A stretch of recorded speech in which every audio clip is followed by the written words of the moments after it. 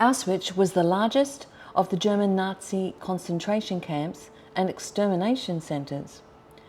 Over 1.1 million men, women and children lost their lives here.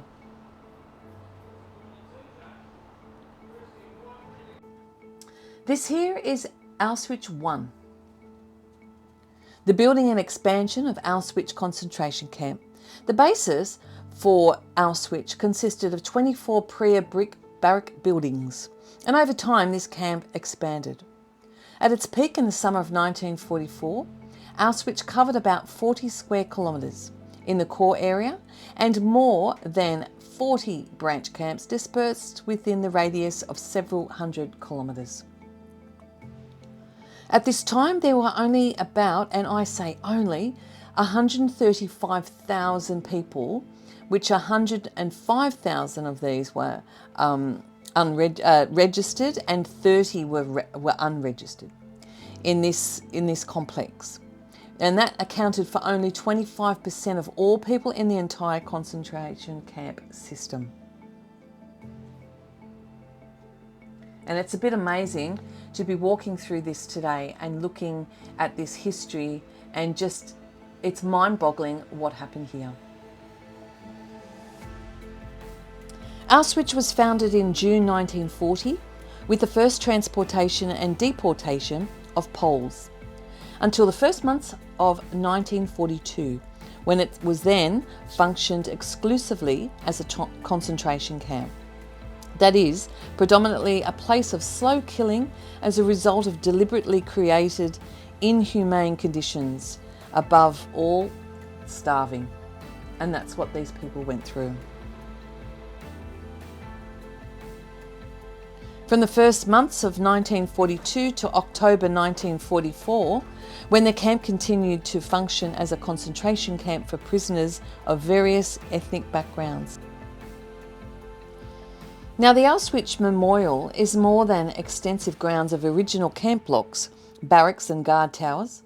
It also has tens of thousands of objects of special nature, special meaning and special symbolisation. Above all, it is the personal possessions bought by deportees and found at the site after liberation. These made up of a unique collection of items connected with the suffering of these people in Auschwitz as they're waiting to be killed.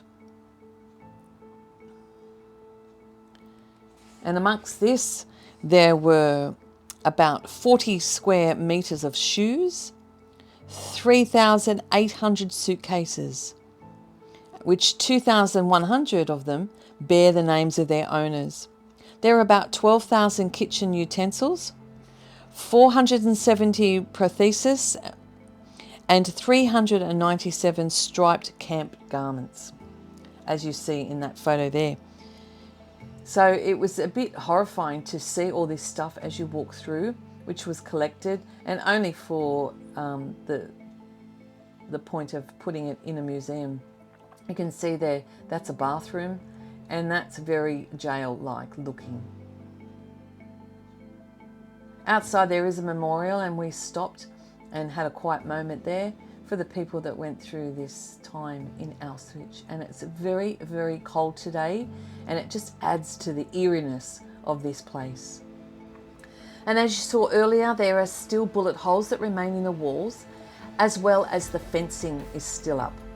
And wow, that's just jail to me. The gas chambers, and there's still parts of those areas that are here for show, and it does show you the sort of, I haven't got words really.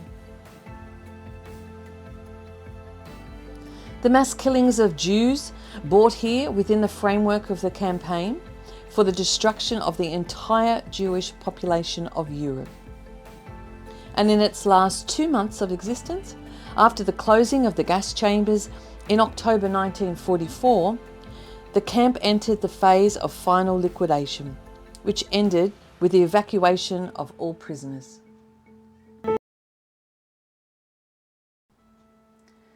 And now we have Auschwitz II, which is commonly known as Birkenau. It's one of the camps, one of the off camps. So actually when you visit here, you will go on a bus because it's not right next door. It's a little way away, and you can see this cold. This is in November for those watching, and it's not even their winter and it's freezing. It must be -2 right now. But this is Auschwitz II. And so this is the largest of more than 40 camps and sub-camps that made up the Auschwitz complex. And during its 3 years of operation, it had a range of functions. When construction began in October 1941, it was supposed to be a camp for 125,000 prisoners of war.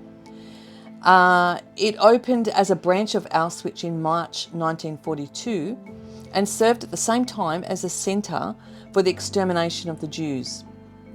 And in its final phase in 1944, it became the place where prisoners were concentrated before being transferred to labour in German industry in the depths of the Third Reich.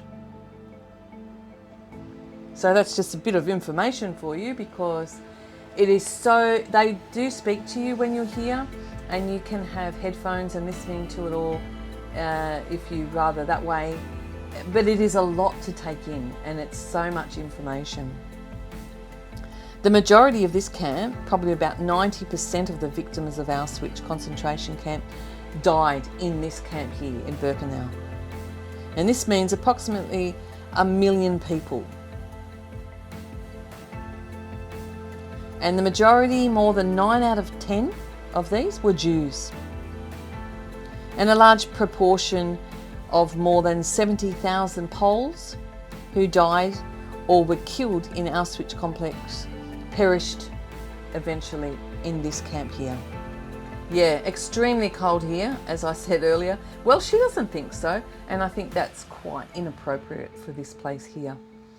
There are more of the chambers from the top in Auschwitz II, and here we're going into the accommodation area, which I find very uncomfortable. Not for me, it would have been for them, and that about 4 people would sleep on one of these here. Unbelievable.